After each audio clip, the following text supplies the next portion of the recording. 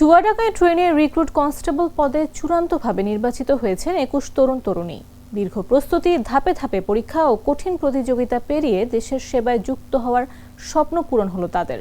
রোববার সন্ধ্যা ৬টায় Chuadanga police lines drill শেডে চূড়ান্ত ফলাফল ঘোষণা করা হয়। ফল প্রকাশের পর অনেক প্রার্থীর চোখে দেখা যায় আনন্দাশ্রু। পুলিশ সূত্র জানায়, গত ১৮ এপ্রিল শারীরিক সক্ষমতা পরীক্ষা, কাগজপত্র যাচাই বাছাই ও শারীরিক মাপ সহ বিভিন্ন ধাপ সম্পন্ন করা হয়। পরে ৪ মে অনুষ্ঠিত লিখিত পরীক্ষায় অংশ নেন ২৩৯ জন চাকরি প্রার্থী। ১৭ মে সকালে লিখিত পরীক্ষার ফল প্রকাশ করা হলে ৪৪ জন প্রার্থী উত্তীর্ণ হন। এরপর মনস্তাত্ত্বিক ও মৌখিক পরীক্ষার মাধ্যমে ২০ জন পুরুষ ও একজন নারী সহ মোট ২১ জনকে চূড়ান্তভাবে নির্বাচিত করা হয়। নিয়োগ বোর্ডের সভাপতি ও চুয়াডাঙ্গা পুলিশ সুপার মোহাম্মদ রুহুল কবির খান বলেন, পুরো নিয়োগ প্রক্রিয়া সম্পন্ন হয়েছে স্বচ্ছতা ও মেধার ভিত্তিতে। সরকারি ফি বাবদ একজন প্রার্থীর খরচ হয়েছে মাত্র ১২০ টাকা। ফলাফল ঘোষণাকালে নিয়োগ বোর্ডের সদস্য ও জেলা পুলিশের ঊর্ধ্বতন কর্মকর্তারা উপস্থিত ছিলেন।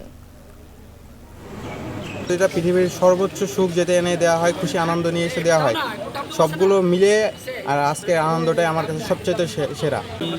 ১২০ টাকার বিনিময়ে আমি চাকরিটা পেয়েছি। আমি খুবই আনন্দিত যে স্বচ্ছ নিয়োগ পরীক্ষার মাধ্যমে চাকরিটা পেয়েছি।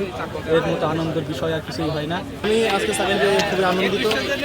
আমি আশা করবো চাকরির মাধ্যমে আমার বাবা মা এবং আমার এলাকার লোকজনের মুখ উজ্জ্বল করতে পেরেছি আমি।